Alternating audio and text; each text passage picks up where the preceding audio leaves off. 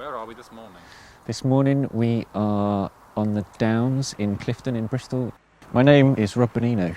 The bike we are talking about today is the Fuji Norcom Straight 2.5.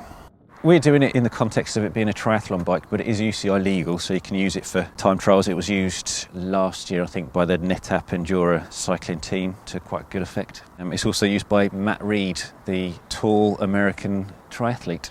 It's got vertical dropouts, which is a little unusual for a tri or TT bike. It does make it slightly easier to drop the wheel in and out when you're fiddling around with it, changing tyres, fixing punches. There's a big stiff bottom bracket shell. It's all built into the seat tube and chain stays, but it also features the rear brake integrated aero unit, which for once is actually pretty good at stopping you or slowing you down. A lot of those brakes tend to be a bit spongy, but this one gets the job done.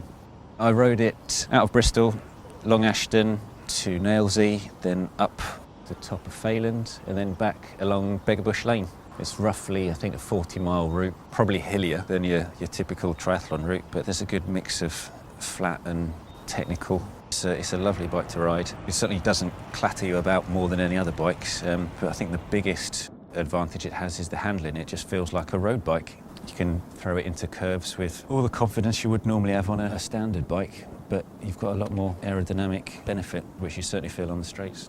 Like a lot of triathlon bikes, it's sort of geared towards finding a balance between rider power transfer, aerodynamics and comfort. But what they've really paid attention to is the range of fit available in this one. There's a huge amount of adjustability. So although there's only 4 sizes in the range, as long as you pick one that's as near as damn it to your ideal size, you'll definitely be able to find a position on that is suitable to you. If anything, I've got it set up a little bit too aggressively for me. Still pretty comfortable and still very rideable.